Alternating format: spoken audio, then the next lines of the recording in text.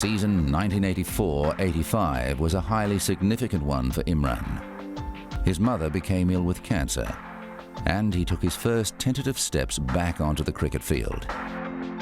When Imran came back into the side, and once he had his confidence in his leg, he was as influential and important a cricketer as he had been before the injury. And through 1985 to 1987, Imran was once again probably the greatest all-rounder in the game at the time. Imran played a key role in New South Wales' 1984-85 Sheffield Shield victory, performed well in the ensuing World Championship of Cricket, then produced a superb spell of 6 for 14 from 10 overs against India in a one-day tournament in Sharjah.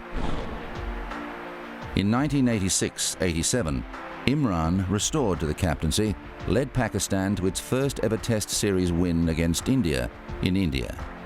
He made 135 not out in the first Test, but he decided that 1987 would be his last year in international cricket. The India-Pakistan rivalry has been often compared to the Ashes, but the cricket hasn't been like the Ashes because the cost of defeat has always been greater than the rewards of victory. You know, if you lost a series, you almost always got sacked as captain, and the players' careers finished if you did badly in an India-Pakistan series. In 1987 at the Oval, Imran led Pakistan to an unassailable lead in the Test series against England. In the last match, he ensured the series victory, the first for Pakistan and England, with an imperious 118. 100 in what he says will be his last Test match. A great performance from Imran Khan, beautiful innings. Following his personal triumph against England, Imran led Pakistan in the 1987 World Cup. But the unfancied Australians upset the Pakistanis in a semi-final and went on to win the series. Imran's career was over, or so he thought. Javed Miandad led Pakistan to a home series win over England in 1987-88. But it seemed the whole country wanted Imran Khan to return. Javed resigned the captaincy, and Imran made his comeback for an outstanding 3-Test series against the West Indies. Imran was persuaded, as he says, against his better judgment, to come back and play in that series. And the series turned out to be one of the finest series of the 1980s, which Pakistan, for a fair part of it, looked as though they would prevail, but in the end, the series ended with a 1-1 draw. We were the only team at the time who always came close to the West Indies to beating them, but never could. And I think we really played amazing cricket there. The first Test we won, the second Test match we draw, and the third Test match we lost. So it was a very close series, and West Indies in 86-88 was one of the best sides in the world. It was very difficult for any team to even come closer to West Indies, and the Pakistan team did under Imran. I think Imran Khan gave a calmness and a direction to a cricket team. And they were one team that actually matched the West Indies home and away for Test matches when he was in charge of Pakistan. Imran ended his Test career with a win over Sri Lanka, and then led Pakistan to victory in the 1992 World Cup. He's beaten the mid-off fielder for 4 more. Good shot. That's his 50. 88 balls for his 50. Throughout 92, you could see the force of Imran's personality really carrying Pakistan. They had a lot of good players, but they lost 3 out of their 5 matches, and you know, one more loss, they were out of the tournament. And I guess something snapped and something happened, and then the team turned around, and Imran started batting at number 3, scored runs there, and somehow he, got the best out of all his teammates. Imran Khan in particular was a very mentally strong man again, and a great leader. When Imran Khan took 10 others with him out onto the field, the 10 others that went out there with him, believed in the team that he was leading, and believed that Pakistan could achieve anything. That is the greatest thing about Imran Khan. Imran Khan has led his side to victory. What a great victory.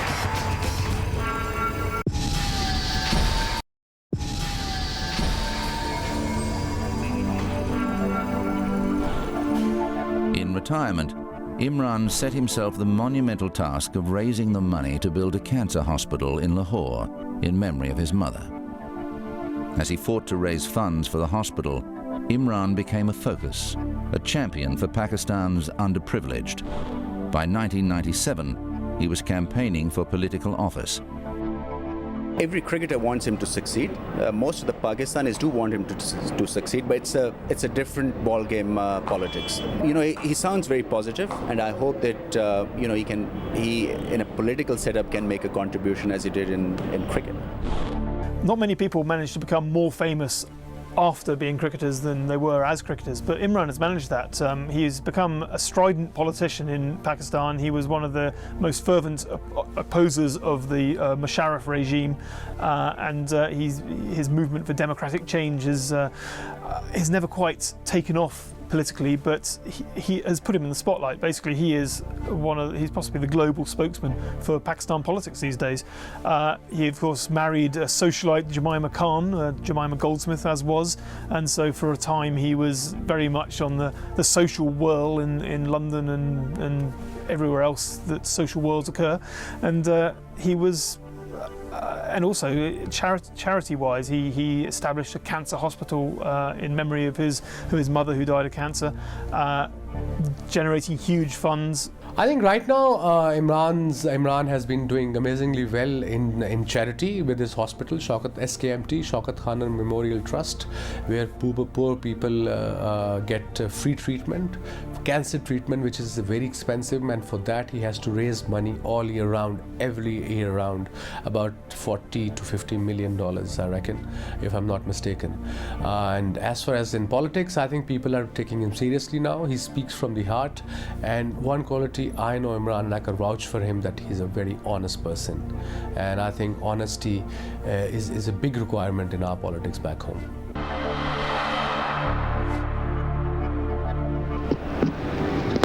Whoopo, there it is, and it is 6. Just as Imran Khan fought his way to the pinnacle of cricket success, it would be premature to write him off as a future political force. For the present, though, he leaves behind the record of an astonishing all-round cricketer and a leader of rare quality. Imran was definitely happier being a leader. I mean, he knew his own mind and spoke it very articulately. And I mean, it's not impossible to imagine him becoming Prime Minister of Pakistan, which he seems to aspire to. So you know, he was a genuine leader. I think he had a tremendous effect on Pakistan cricket, because he influenced so many of the younger bowlers coming through. I think they all looked up to him. They all respected him. It's actually a pity in a way that he's not more involved there, or hasn't been more involved from a cricketing point of view throughout time since he's retired. Clearly he's had other ambitions and he's got into a totally different field of life and walk of life. He was, I thought, quite outstanding for Pakistan cricket, and not all that's happened since he's gone has been of the same quality. Imran Khan played in 88 test matches.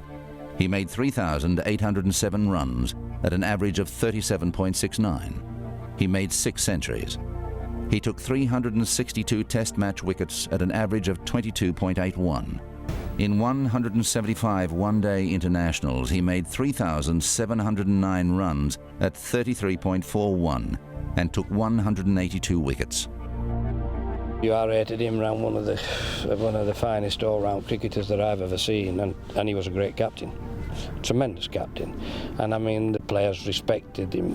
He held them together. He held the Pakistan team together. He's been a colossal figure off the pitch as well, which is, given how colossal he was on the pitch, is a remarkable achievement. I got to play Imran in my first series, and he was a great inspiration. Just by looking at him, the way he conducted himself, and so disciplined he was, it's a sign of a great sportsman. Imran found the right guys, gave them freedom, and told them that, you know, you just go and play, and I am there to look after everything else. And people looked up to him. You know, I was speaking to Ramesh Raja a couple of months earlier, and he said he was describing Imran Khan as a leader, and he said that, you know, when he was in the dressing room, we were in awe of him. People called him a bit of a dictator, But it was kind of leadership that Pakistan needed at that point. And yeah, without him, Pakistan couldn't have won the World Cup. Pakistan wouldn't have been the team that they were for those 3 or 4 years. His bowling statistics place him amongst the finest of all time, and he could have secured a place in most Test teams as a specialist batsman. But it is his exceptional leadership qualities that elevates him beyond even the greatest of his peers. Imran Khan's all-round ability, force of character and integrity have earned him a place of honour amongst ESPN's legends of cricket.